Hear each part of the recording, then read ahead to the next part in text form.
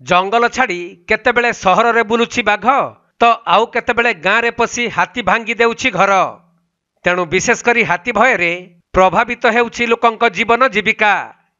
तबे one विभागर दायित्वहीनता जगु वन्यजंतुंक बासस्थान jungler गछकु बड़ बड़िया माफिया गोष्ठी कब्जा करी राति दिन काठ और लघु खनिज द्रव्य नहीं व्यवसाय चलाइछंती।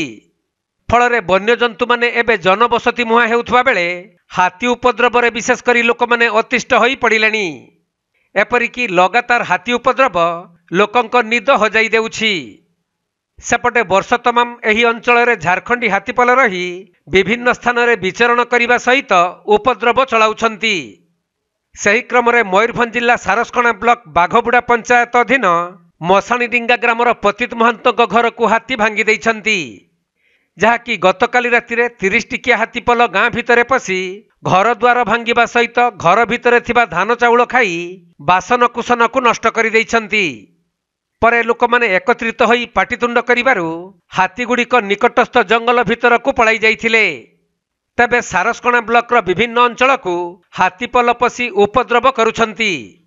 जेउथिपाई लोक माने भयभीत अवस्था रे रहुथबा बेले क्षतिग्रस्त परिवार को तुरंत क्षतिपूरण अर्थ जुगाई देबा सहित अन्यान्य सरकारी सुविधा जुगाई देबा पई अंचलवासी माने दाबी करिसंती। देखंतु ए हाथी उपद्रव आजिका कथा नुहे, प्रत्येक थर एई भलिया होउची। आम यहाँ खूब लगिक झारखंड अच्छी झारखंड आड़ू जिते किसी हाथी आसी जाऊँगी सियाड़र वन विभाग इे पाक पारे दूसरी इाड़र वन विभाग से भाया 2 हाथ खेदे देला से झारखंड आड़े पलि जाऊँगी। तेरे गोटे कथा ये से भाया सब दूर जाऊ खेदे दिखते हाँ गत काली हाराहारी 30-40 हाथी आसला राति आमर पतित महंत घर को भांगी माने नष्ट करदेला। धान मोटामोटी 8 क्विंटाल कांतर खाईदेला। रोषे घर जो जिते सामान था कांथ पेलिके भांगीदेला। यही सब जो क्षति होउछि यापे वन विभाग टे सजाग निहाती हेबा दरकार। एवं हाथी को आम 2 हाथ खेदे देला पर झारखंड पलि जाउछि सेटको सेटकी खेदे देले क्या हबो एटी निहाती सारा जगी रहिबा दरकार। विभिन्न समय लोकंकर मध्ये क्षति हेबा संभावना ए बर्तमान जेहेतु गरम दिन लोक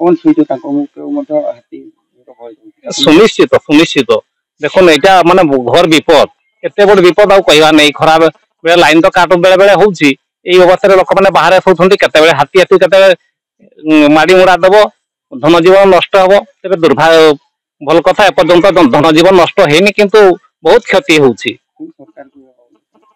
सरकार को मोर कहवा दरकार सुनिश्चित इे गोटे कौन सी फरेस्ट जगिवार बंदोबस्त करवा दरकार।